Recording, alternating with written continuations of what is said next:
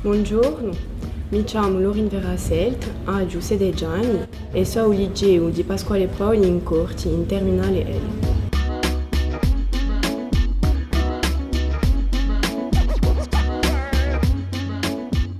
La Corsica per me è prima sicuro un'isola a mio der e penso che la storia di Corsica è la mia storia, anche se i miei parenti non sono mica d'origine corsa, è a mio der, il mio paese. La ricchezza di Corsica è la sua cultura, la sua storia, una storia fatta di dominazione, di guerre e di indipendenza. La sua lingua, che provo di imparare, che provo di parlare.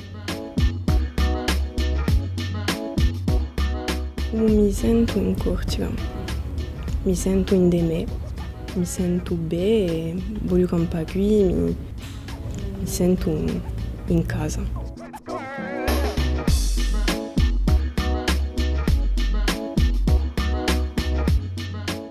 Tanta strada, tanta strappata, tanta strada in cui noi eletti, soprattutto.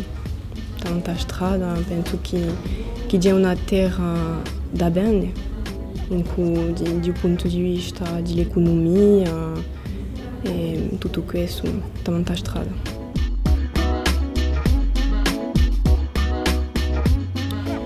Andare in altro qui, andare in altro di modo obbligatorio per fare i miei studi, in un dominio di diritto perché la mia formazione non esiste mica in Corti, ma torno qui dopo i studi.